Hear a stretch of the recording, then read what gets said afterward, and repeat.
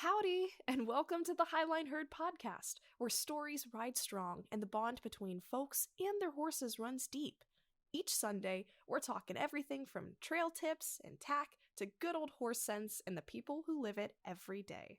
Keep up with the herd by following us over on Instagram at the Highline Herd and swinging by our website at thehighlineherd.com. Now, let's ride into today's episode.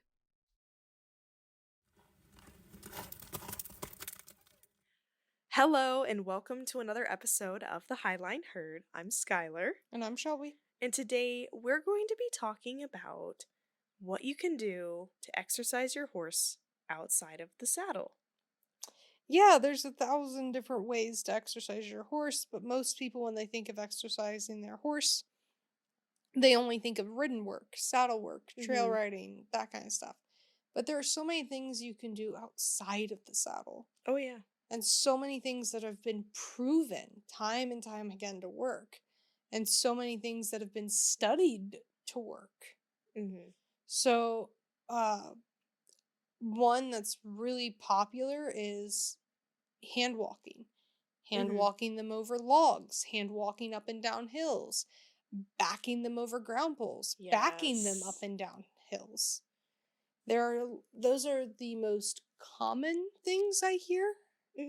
Is really making sure to work them on hills and work them up and over logs and ground poles, so it forces them to activate their muscles and pick up their back and pick up their hindquarters and their core and everything.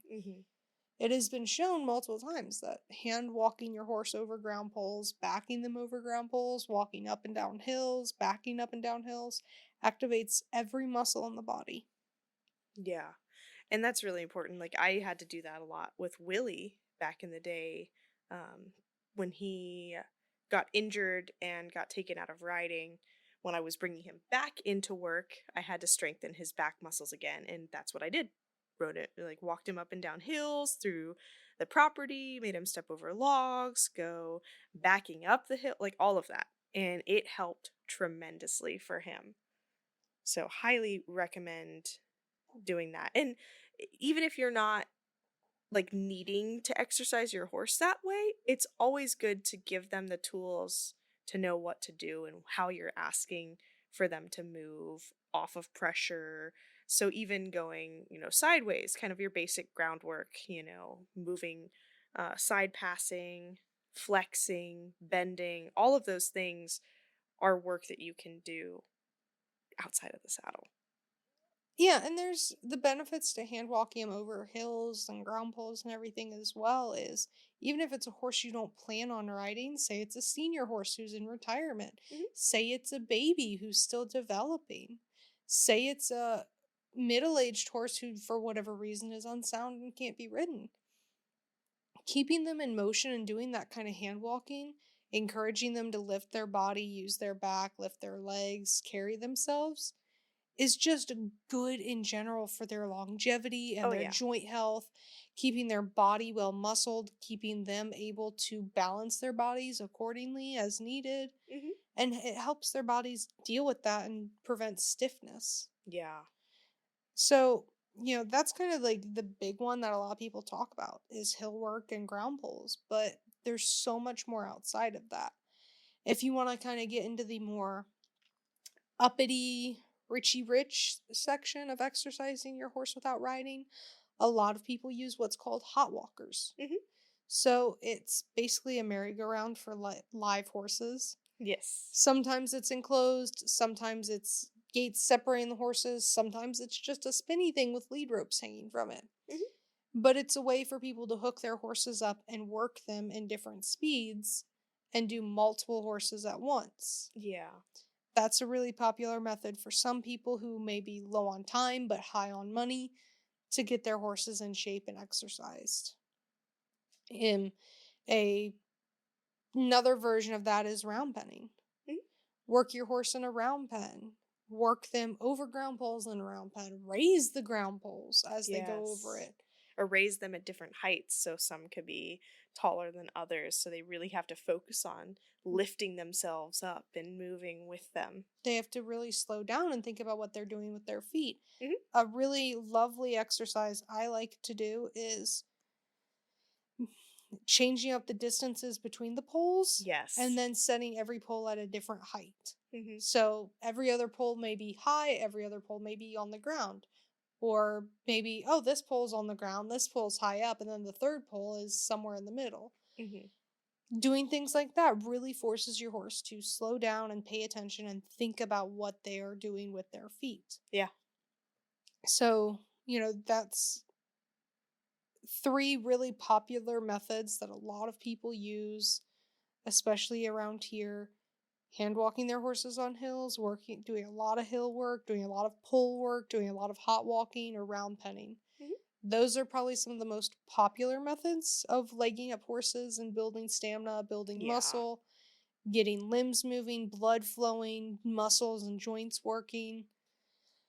But there's also other ways too that aren't as popular or as well known that I know a lot of people do among themselves. I've seen people do showmanship work. I've seen people, which, for anybody who's not in the know, showmanship is working your horse on the ground and hand and doing different patterns, doing different Mhm. movements like pivots, hindquarter yields, side passing, backing your horse without any like contact. So just kind of a look and a little finger waggle is a good way to exercise your horse and keep them Yeah. soft. Very subtle movement, like getting your horse attuned to very subtlety. Getting Yeah. them attuned to your vocal cues. Mhm. Showmanship is about softness and refinement of movement. Yeah. It's about getting your horse to place their feet well and correctly. It is about using their body correctly. Mhm. It is walking in patterns. It is walking over poles. It is backing through patterns and backing over Yeah. poles. I really like to do showmanship with all horses because I think it is an excellent skill set that you never know when it may come in handy. Mhm. Say there's a particularly nasty piece of trail you have to hand walk through. So, Or there's debris that you have to get your horse through yeah, and you because want you to have no know other route. Yeah. that they can move their feet and not step on you. Mhm. That's another method I know is really popular. There's taking your horse in serpentines. So, laying down a string of ground poles and curling their bodies over in a serpentine those poles. Yes. It's really hard to do for most horses, but it really makes them nice and bendy and soft and keeps their body fluid. Mm. There's working on cone work or barrels. So the clover pattern that you typically see in barrel races, if you shrink that so that the barrels are about 13 feet apart, so they're 13 feet in a perfect triangle, you can use that to really work on your horse changing bend and working on straightness. Mm. So you have to get straight in, bend around the barrel, and then to get around the next barrel, you got to change your bend. And then you got to move straight out. So you can work on changing your horse's bend and straightness, Mm. which again, even if you never ride them having that knowledge of how to use their body, them having nice, strong, supple muscles reduces the risk of injury in the pasture when they're Oh, playing. for sure. It Yeah. it reduces risk of injury in general. Mhm. So, those are a couple more ways. You can pony your horses, meaning Mm. leading them behind another horse as you're riding. You can, back, like I said earlier, back your horses through a million different patterns if you choose to. Mhm. If you want to drive your horse, you can kind of go behind them and direct them where to go with long lines or lunging your horse off of a lead line, too. All of these are options that you can do, not just in the saddle. I think a lot of people, their misconception is like to exercise their horse, they have to be riding or they have to be up in the saddle or on the horse's back. But it's not the case. It's not, and some of the most effective work you do is out of the saddle. Hmm. One thing I love to do with young horses or horses that aren't very confident, I like to ground drive them. So then I'm behind them. They can't see me, but they can hear me. They can feel the Hmm. lines. They can still feel my hands on their bit. So it introduces them to the idea of listening without a visual. Yeah. And it can make unconfident horses more confident. It can help babies understand steering without the additional weight of a rider on their back.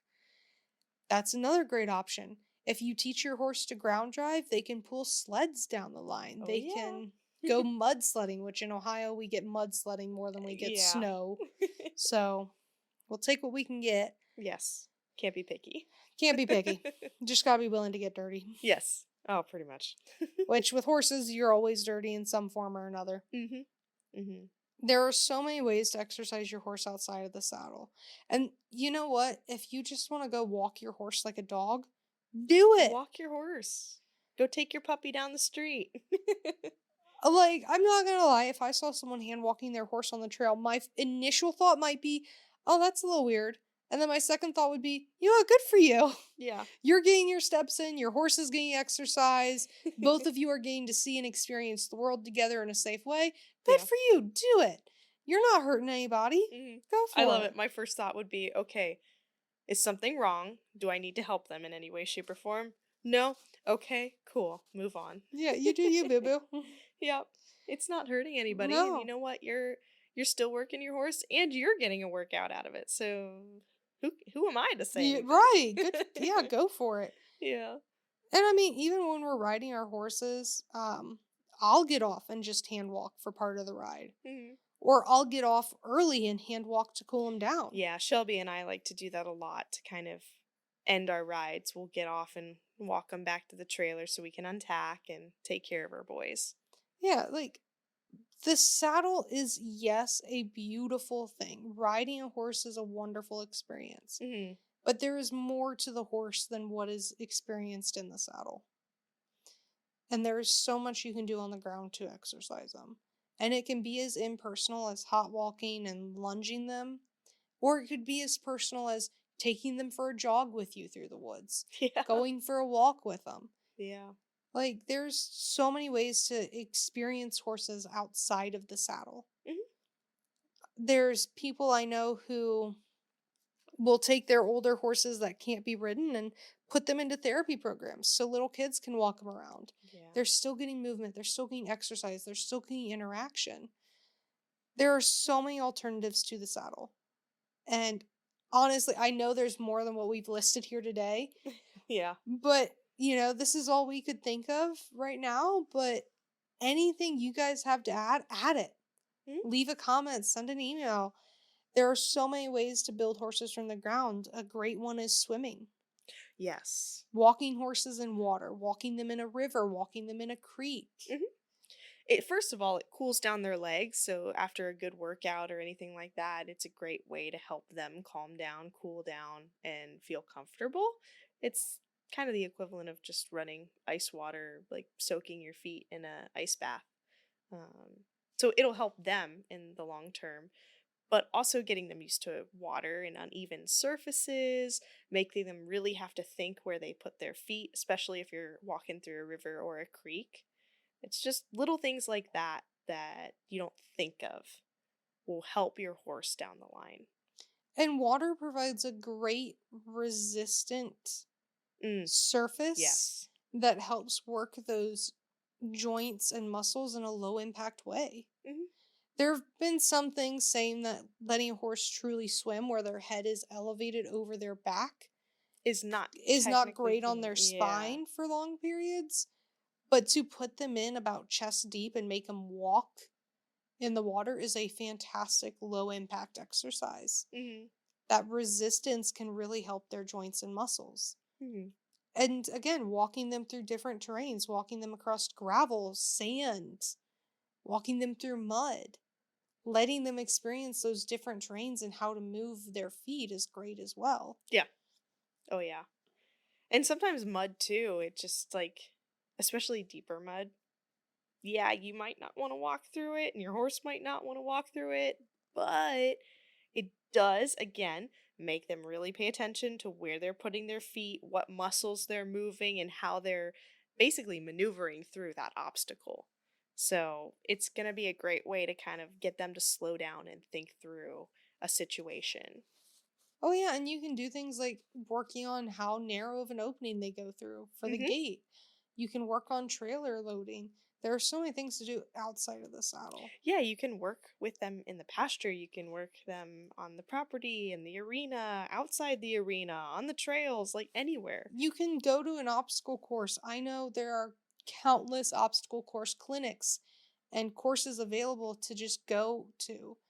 Go hand walk your horse around those obstacles. Do the teeter totter, do the hills. Mhm.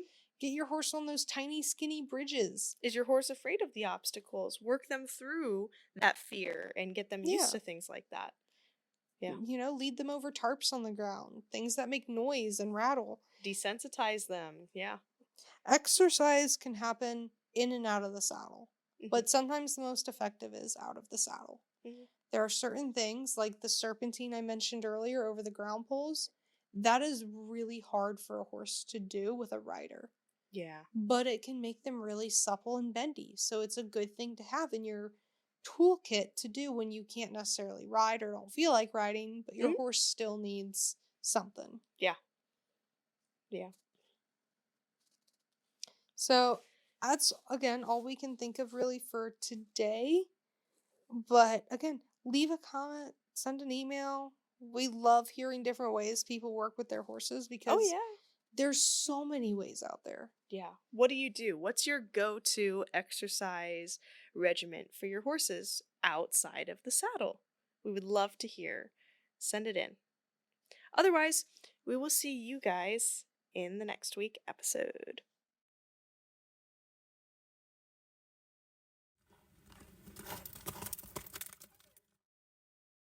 We hope you enjoyed this week's topic. Join us for new episodes every Sunday.